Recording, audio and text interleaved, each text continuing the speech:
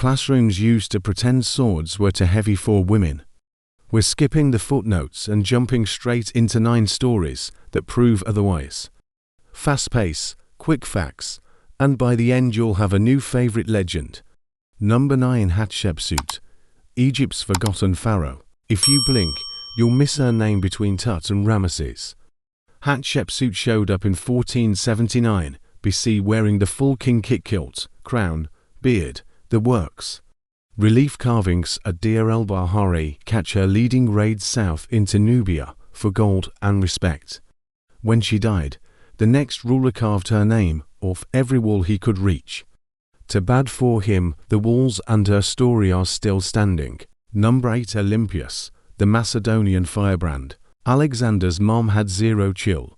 Raised on snake-handling rituals in Epirus, she turned religion into political TNT.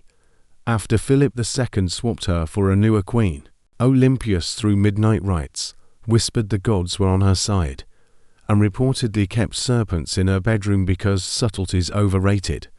When Philip was assassinated, she executed rivals so theatrically that Macedon stayed glued together until Alexander came home.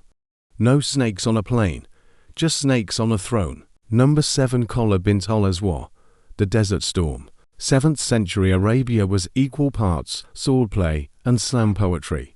Kola did both. During a dust-up with the Byzantines, she heard her brother had been nabbed and rode straight into their camp dressed as a man. She freed him, spun her horse around, and led a counterattack that sent the Romans packing.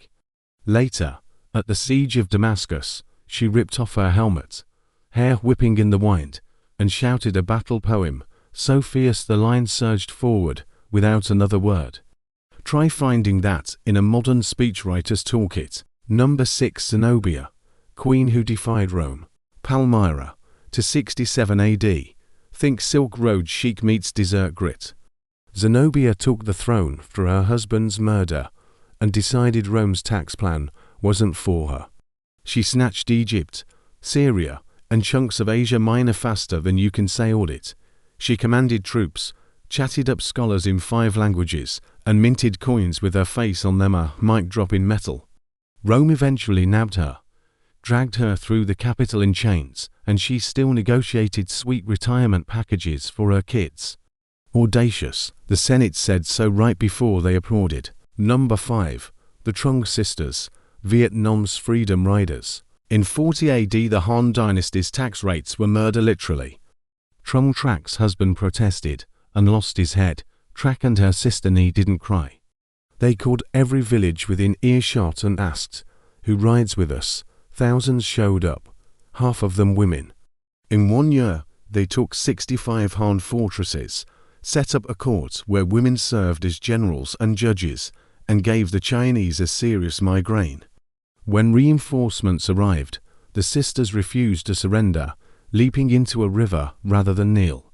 Every spring, their bronze statues still parade through Hanoi on horseback, flowers tangled in their spears. Number 4. The Amazons, myth with muscle. Ancient Greeks swore a tribe of one-breasted women warriors roamed north of the Black Sea. Scholars laughed until archaeologists dug up Scythian burial mounds packed with female skeletons clutching arrows and the occasional enemy scalp.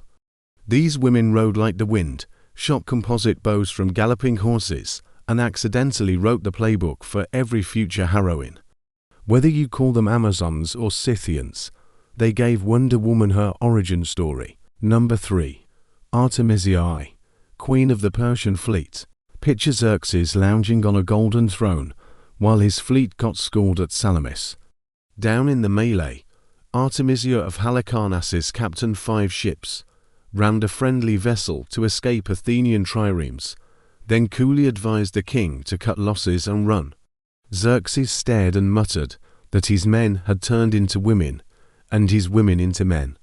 She sailed home loaded with Persian gold, and a reputation so sharp even Herodotus had to admit respect. Number 2. Tomyris, the queen who killed an emperor. East of the Caspian Sea lived the Masogete. Think horseback archery on an open plain stretching forever.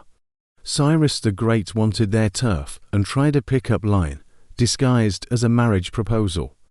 Tomyris told him he was so thirsty for territory, he could drink her people's arrows instead. Cyrus captured her son, the son died. Tomyris rallied every rider she had, smashed the Persian army, and dropped Cyrus's severed head into a wineskin filled with blood. Drink your fill. The Persian frontier hit a permanent red light. Kurgan graves still show women buried with swords and stallions, her cavalry legacy on eternal patrol. Number 1 Fu Hao, China's general of 13,000. About 1200 BC, the Shang King Wu Ding had headaches on every border. His solution. His wife, Fu Hao. Oracle bones say she once led 13,000 troops, the biggest Shang force ever recorded against a confederation of rebels. After she flattened the opposition, she swapped armor for ceremonial robes and handled the sacrifices that kept both soldiers and gods happy. Her tomb held to massive bronze axes, ritual wine vessels, and the remains of 16 enemies who'd learned too late not to mess with her. Visit Beijing's National Museum, and her axe still catches the light, glinting with a silent dare. Bet you didn't know China's first superstar general was a woman. 9 battlefronts. 9 women who refused to stay on the margins. They wore beards, rode elephants, dropped heads into blood whatever it took. Their names were chipped away, drowned, or scribbled out, yet they come roaring back anytime someone tells the story right. So who's riding next to you when the arrows start flying? Drop your pick in the comments, smash subscribe for more buried history, and send this to the friend who still thinks swords have a gender. The past isn't finished. It's waiting for your vote. Thanks for watching.